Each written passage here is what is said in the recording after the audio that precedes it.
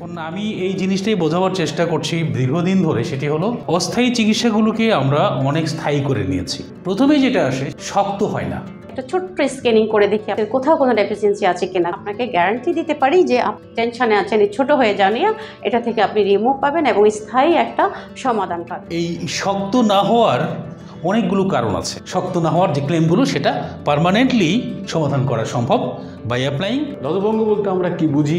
ধ্বজ বা ধ্বজা, এটা ভঙ্গ, তার মানে ভেঙে যাওয়া না, এর ফাংশন নষ্ট হয়ে যাওয়া, কাজ ব্যাহত হওয়া। আরেকটা বড় ধরনের সমস্যা তৈরি হয়, সেটি হচ্ছে দ্রুত বীর্যপাত। দ্রুত বীর্যপাতের বড় ধরনের কারণ হস্তমৈথুন একটা থাকতে পারে, এর স্টেবিলিটি নষ্ট হয়ে যাওয়ার জন্য।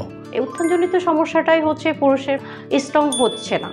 স্ট্রং হলেও খুব অল্প সময়ের মধ্যে সে সফট হয়ে যাচ্ছে। ধ্বজভঙ্গ কয় প্রকারের হয়?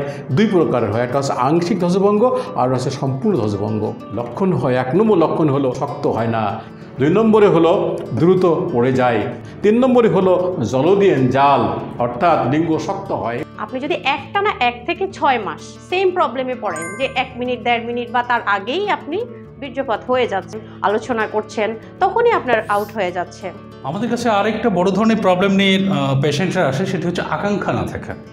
সেফটি মেডিকেশন ট্রিটমেন্ট ছাড়া পৃথিবীতে কোনো মেথড এখনো আবিষ্কার হয় নাই যে আকাঙ্ক্ষা বৃদ্ধি করবে, কখনোই সম্ভব নয়। সো আমাদের সাথে যোগাযোগ করুন, আমরা সব সময় আপনার সঠিক সিদ্ধান্ত দেওয়ার জন্য রেডি আছি।